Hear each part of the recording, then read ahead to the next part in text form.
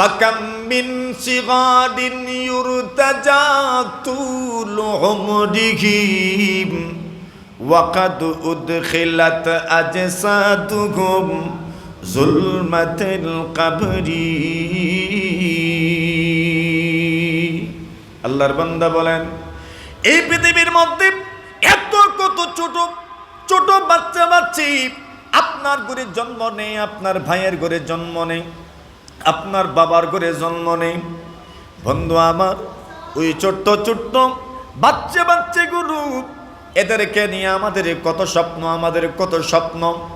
আমরা যারা বাবা হয়েছি, যারা মা হয়েছি, আমাদের স্বপ্নগুলো আমাদের সন্তানটা বড় হবে, অনেক বড় হবে।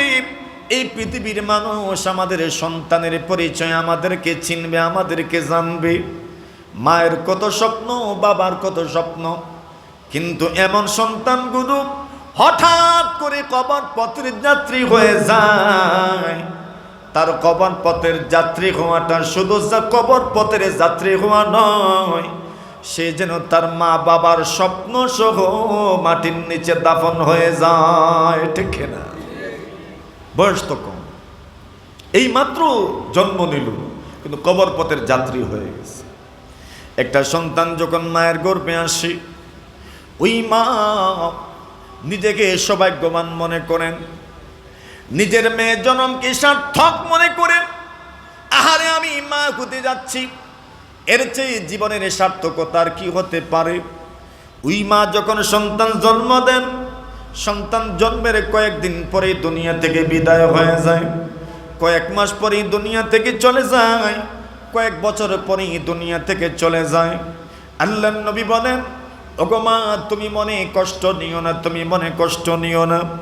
তুমি যদি এমন ভাগ্যবতী মা হও, তোমার সন্তান যদি না বালেগ অবস্থায় মারা যায়, আল্লাহর নবী বলেন, মা মিনকুন্না ইমরাতুন তুকাদ্দিমু সালাসাতাম মিন ওয়ালাদিহা ইল্লা কুন্না লাহা হিজাবাম মিনান নার।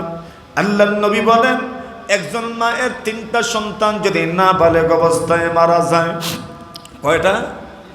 তিনটা সন্তান যদি মারা যায়, আর ওই মা যদি ধৈর্য ধারণ করতে পারেন, সবর করেন, আল্লাহর হাবিব বলেন, ওগো মা, তিনটা সন্তান তোমার মারা গেল, কিন্তু তুমি হুতাশ করলে না, তুমি বরং ধৈর্য ধারণ করলে।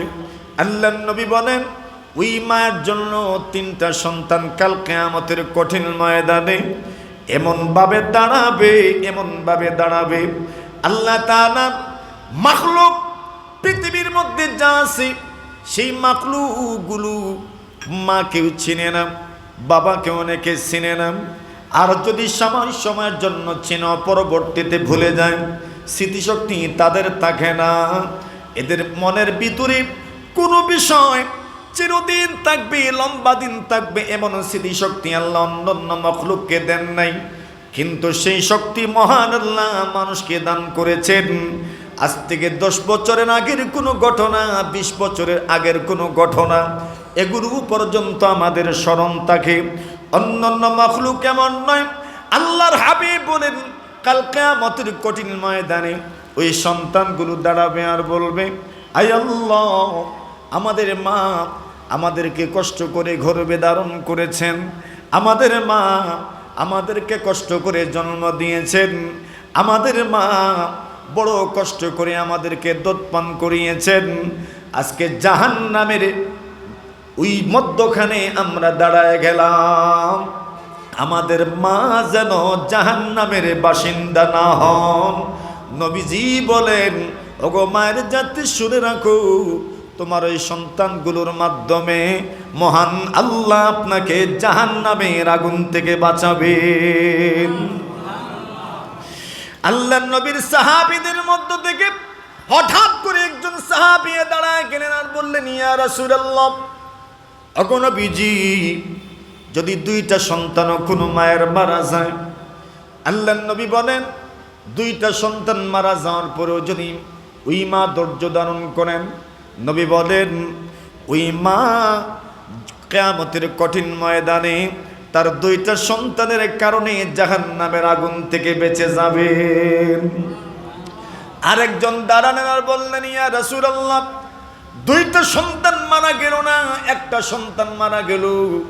নবীজি বলেন কোন মায়ের যদি একটা সন্তানও মারা যায়, হাবিব বলেন আর মা যদি ধৈর্য ধারণ করতে পারেন, কিয়ামতের কঠিন ময়দানে ওই একটা সন্তান তার মাকে জাহান্নামের আগুন থেকে বাঁচাবে।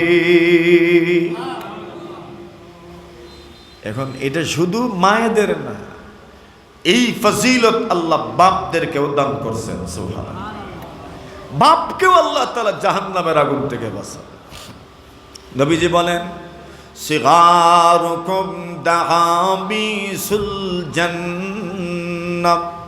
নবীজি বলেন তোমাদের ছোট্ট ছোট্ট সন্তানগুলো জান্নাতের মধ্যে পাখির আবরণে, সবুজ পাখির আবরণে জান্নাতের মধ্যে উড়াউড়ি করবে।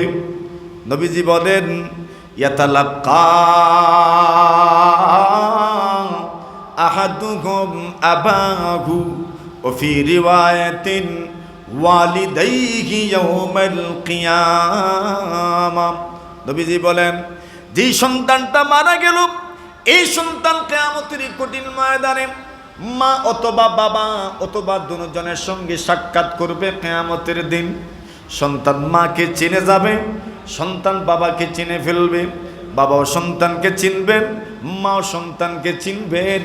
নবীজি বলেন ফায়াখুযু বিসাওবিহি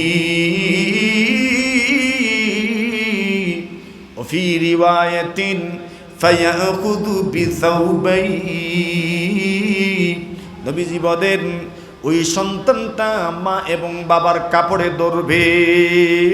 নবীজি বলেন আর টেনে টেনে জান্নাতের দিকে নিয়ে যাবে। যতক্ষণ পর্যন্ত জান্নাতে নিয়ে যাবে না, ততক্ষণ পর্যন্ত মা এবং বাবার কাপড় ছেড়ে দিবে না। মা এবং বাবাকে জান্নাতে নিয়ে যাবে, এরপরে মা বাবার কাপড় ছাড়বে। সুবহানাল্লাহ বলে। মরে গেলেও আমার সন্তান আমার কাজে আসবে। জোরে জোরে বলেন না সুবহানাল্লাহ।